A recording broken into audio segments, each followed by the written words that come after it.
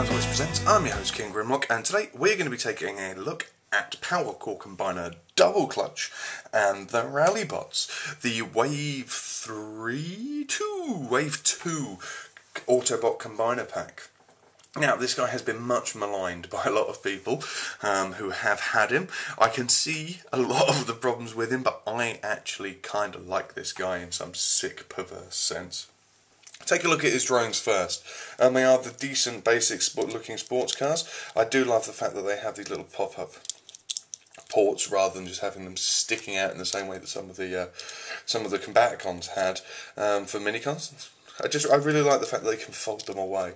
It's a nice thing. They're just nicely detailed little guys, and they're nice and different as well. There isn't a uniformity to them, which is some weird considering in my heavy tread review I actually said a uniformity is nice. With these guys, there's just something about the designs and the look to them. You know, there's another Powercore point, Powercore minicon port.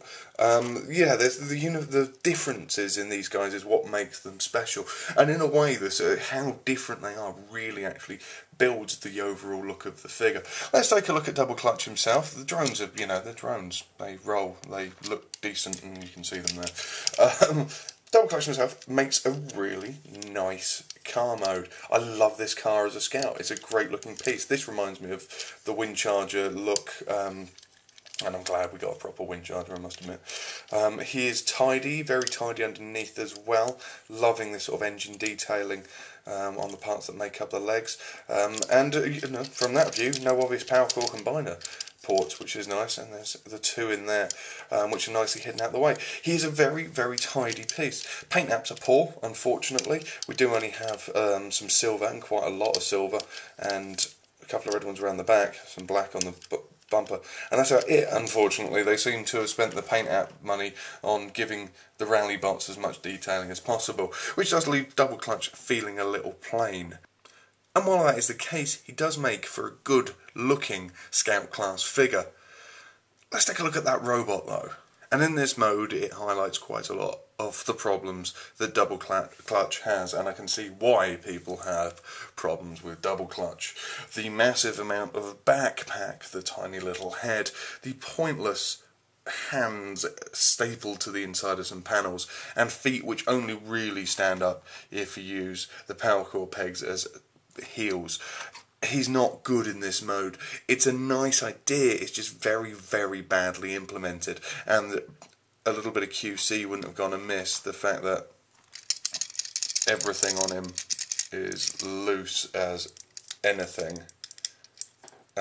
He's actually playing a little bit better than he was earlier. But yeah, these joints are exceptionally loose in the shoulder and in the elbow. The hips are loose. Yeah, he just doesn't feel of any real quality. He feels of knockoff quality. And that massive... There he goes. Yeah, so you can he's playing better than he was, but... Yeah. And this massive backpack, which is just basically half the car folded up on his back. It just doesn't... It doesn't work. It doesn't look good. And there's not really any redeeming features on this mode. The detailing on the legs is really nice, but that's not there for this mode, really. It's not there to serve to highlight it.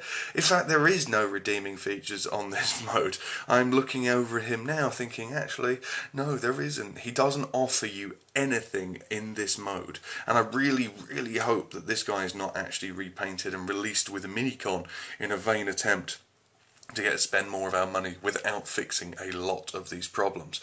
But the good thing about a Powercore Combiner is, thank goodness, he combines.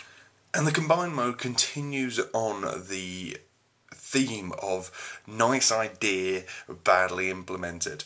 And unfortunately, this best approximation that I can get for the review doesn't look as good as he can do. He does look a bit of a mess. The ideas are good. Again, the ideas are really nicely done, but the way it's implemented is terrible.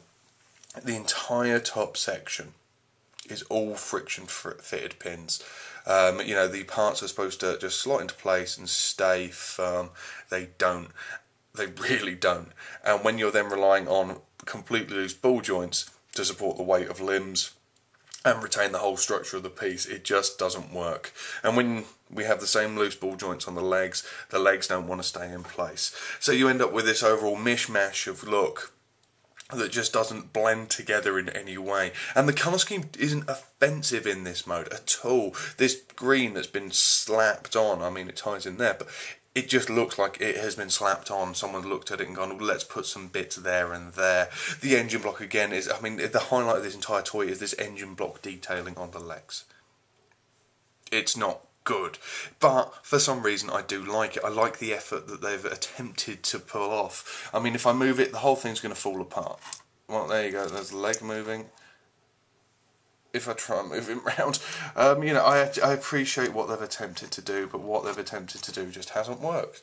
The fact that the arms, the ball joint, the Powercore combiner ports stick onto are literally just fitted onto pins on the back there, and they're holding firm for the moment, which is grand, but it also does mean that these arms are massively pushed back, so it looks like he's thrusting his chest forward. No bad thing, of course. Pompous, arrogant Autobot. But what we do end up with is, as I say, a bit of a mess. Nice idea, badly implemented, could do with a decent colour scheme on the main bot as well, and you could have an overall, you know, a really nice piece of kit.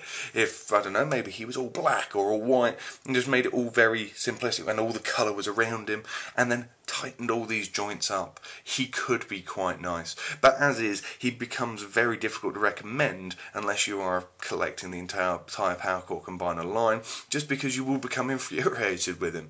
The fact that parts just fall off at will, those ball joints will just pop open.